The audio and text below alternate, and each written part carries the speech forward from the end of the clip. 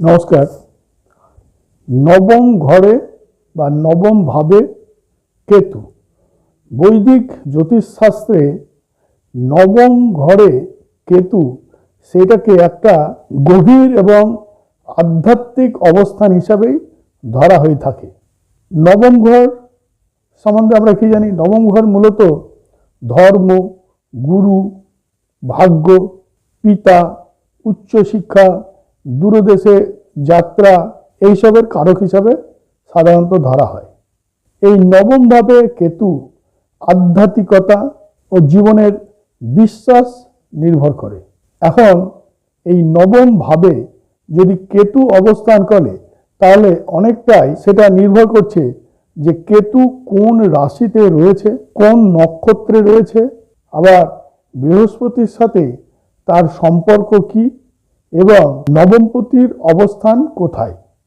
এই সমস্ত বিচার করে কিন্তু নবম ঘরে কেতুর অবস্থান হলেও প্রকৃত ফল বিচার করা হয়। এখন নবম ঘরে কেতু থাকলে সম্ভাব্য কি কি ফল আমরা ভাবতে পারি?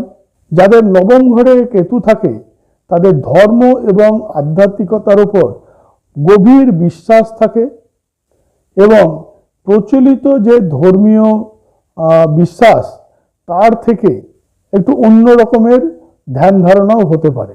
কারণ সেই ব্যক্তি নিজের মতো করে ধর্ম, সত্য এবং ঈশ্বরের প্রতি যে বিশ্বাস তাকে উপলব্ধি করে বা উপলব্ধি করার উপায় সে সাধারণত শেখায়।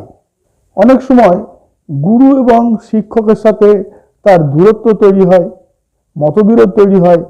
অনেক সময় সে গুরু থেকে দূরে থাকে বা জীবনে একাধিক গুরু সে লাভ করে, মানে গুরু পরিবর্তন করে আর কি। কখনো কখনো নিজের পিতার সাথেও দূরত্ব তৈরি হয়, বিশেষ করে মানে মানসিক দূরত্ব, মানে মতভেদের পার্থক্য। তবে পিতার সাথে মতের অমিল হলেও তাতে পিতার কোনো ক্ষতি বা পিতার কোনো অহিতের কারণ সে হয় না। যাদের এই নবম ঘরে বা নবম ভাবে কেতু থাকে তাদের ভাগ্যে অপ্রত্যাশিতভাবে অনেক সময় ভাগ্য ওঠানামা করে। কখনো হঠাৎ করে প্রচুর সুযোগ পেয়ে যেটা তাদের প্রত্যাশিত নয় সেই ধরনের কাজ বা সেই ধরনের অর্থ উপার্জন তারা করতে পারে। প্রচুর মুনাফা, প্রচুর অর্থ উপার্জন, প্রচুর আয়, বিভিন্ন দিক থেকে আয় হঠাৎ করে কখনো কখনো হয়।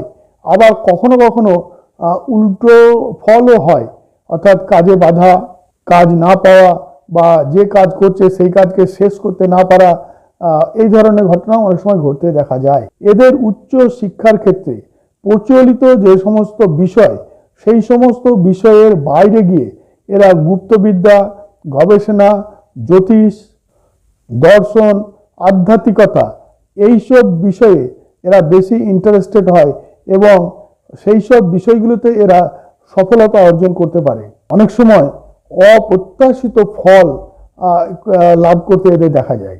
এমনকি যা কখনো ভাবেনি তার থেকেও অনেক বেশি ওপরে এরা উঠতে পারে, মানে কয়েক গুণ, অনেক সময় প্রায় শতগুণ ওপরে এরা উঠতে পারে। তবে এদের একটা মানে চারিত্রিক বৈশিষ্ট্য, এরা একা একা থাকতে ভালোবাসে, দূরে গিয়ে থাকে, একা একা চিন্তা করে। তবে নিজেদের অন্তর্দৃষ্টি দিয়ে এরা অনেক সময় অনেক কিছু আবিষ্কার করে বা এরা অনেক কিছু উপলব্ধি করে এবং তার মাধ্যমে এরা অনেক সময় অনেক রহস্য উন্মোচন করতে পারে। এরা সাধারণত পূর্বজন্মের কর্ম বা আধ্যাত্মিক সংস্কারের সঙ্গে জড়িত একটি অবস্থান হিসাবে কেতুকে দেখা দিলেও যদি বিশেষ করে কেতুর সাথে অন্যান্য কোনো গ্রহর জুতি হয় বা অন্যান্য কোনো গ্রহ যদি কেতুর সাথে অবস্থান করে বা কেতুর ওপর দৃষ্টি দান করে তাহলে ফলের কিন্তু তারতম্য ঘটে। এবার আমরা দেখব এই যে নবম ঘরে কেতু, সেই কেতুর কখন কখন শুভ ফল দেয় বা সুফল দেয়। কেতু যদি শুভ রাশিতে থাকে, শুভ নবমপতি যদি হয় যদি বৃহস্পতির কোনো ঘরে বিশেষ করে ধনু বা মিনে যদি থাকে বা বৃহস্পতির ওপর সরাসরি বৃহস্পতি যদি এদেরকে দৃষ্টি দান করে, তাহলে আধ্যাত্মিক জ্ঞান, অন্তর্দৃষ্টি, গবেষণার যে মানসিকতা বা গবেষণার যে বিষয়ে চিন্তাভাবনা, বিদেশের সুযোগ বা অনেক সময় বিদেশে গিয়ে সফল হওয়া, এইগুলো কিন্তু ঘটতে পারে। এই ধরনের কেতুর অবস্থান জাতক জাতিকাকে অনেক জ্ঞানী করে তুলতে পারে। আর কেতু যদি অশুভ হয়, কেতু যদি কোনো ভাবে পীড়িত হয়, সেই ক্ষেত্রে কিন্তু এই ফলের বিপরীত ফল ঘটে। ভাগ্যে বাধা, পিতার সাথে দূরত্ব, গুরুজনদের সাথে দূরত্ব, গুরুর থেকে দূরত্ব, গুরুর সাথে মানে মতের অমিল, এই ঘটনাগুলো কিন্তু অনেক সময় ঘটতে দেখা যায়। ধর্মীয় কাজে বিভ্রান্তি, উচ্চ শিক্ষার ক্ষেত্রে বাধা বা উচ্চ শিক্ষাতে নিজের মানে ইচ্ছা না থাকা বা মানসিকতা না থাকা, মানে শিক্ষার ক্ষেত্রে বারবার তার পরিবর্তন, মানে কোন বিষয়ে সে শিক্ষা লাভ করবে সেটা মানে স্থির করতে না পারা, এই ঘটনাগুলো কিন্তু অনেক সময় ঘটতে দেখা গিয়ে থাকে যাদের সাধারণত নবমে কেতু থাকে।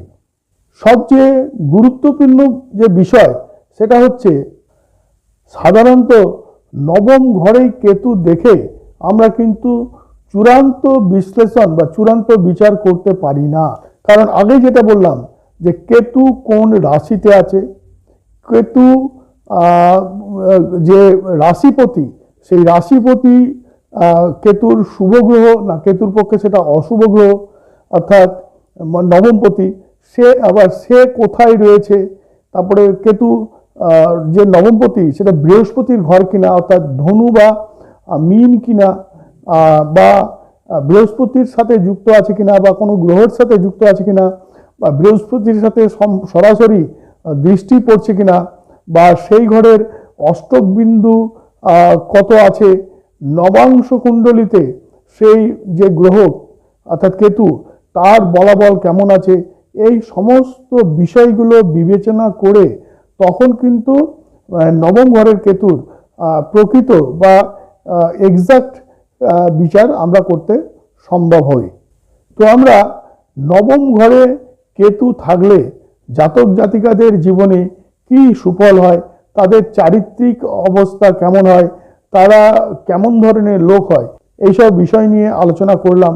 যাদের আমার এই আলোচনা ভালো লাগলো তারা অবশ্যই আমাকে লাইক করবেন, আর যারা প্রথম অনুষ্ঠান দেখছেন, প্রত্যেকটা ভিডিও পেতে চান, তারা অবশ্যই সাবস্ক্রাইব করবেন। নিজেদের কোনো প্রশ্ন যদি থাকে তাহলে কমেন্ট বক্সে অবশ্যই লিখে জানাবেন। আর সকলেই খুব ভালো থাকবেন।